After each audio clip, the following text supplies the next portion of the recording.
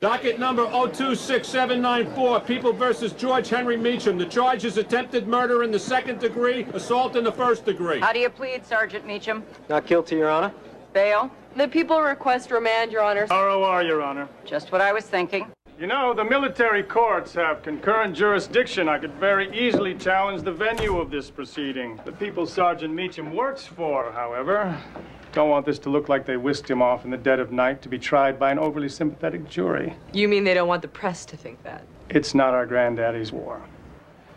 I'm willing to drop the attempted murder charge. I didn't shoot him. All this because George happened to be in the same city as Elliot the night he was shot. He was around the corner from the shooting. The weapon was military issue. Yes, it was.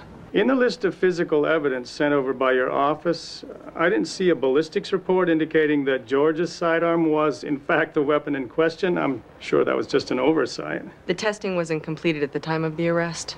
Well then, perhaps we'd better wait before either of us commits to anything.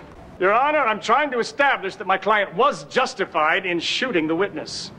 Answer the question. It consists of levying war against the United States or giving aid and comfort to the enemy.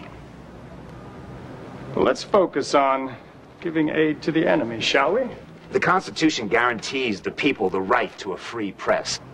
Even if it means getting our boys killed? Look at the headlines in the Post on the day that I was shot. 6 American soldiers were killed by a car bomb in Baghdad. And you don't see a difference between that and the killing of Dixon Hawes, Thomas McCann? They're dead because of some outrageous political agenda. It had nothing to do with me. It was just a coincidence that your report the day before they were shot disclosed troop movements.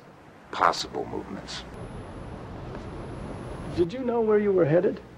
We're not informed of specific objectives. Well, that's curious, because people back in Brooklyn and Taos and Tampa Bay knew all about it, thanks to Mr. Elliott. When did you learn about Mr. Elliott's report? A few days later, he'd already shipped out. Okay, now, you testified that a cabbie told you he dropped off Mr. Elliott at a club called Lotus. Is that correct? Yes, sir. Did the cabbie tell you anything else? He said that Elliott told him he would return to Iraq the following day. Did you want Frank Elliott dead? Yes. So you, in fact, felt an obligation to take matters into your own hands? Yes. Please tell us why. Stop him from causing the death of any more American soldiers.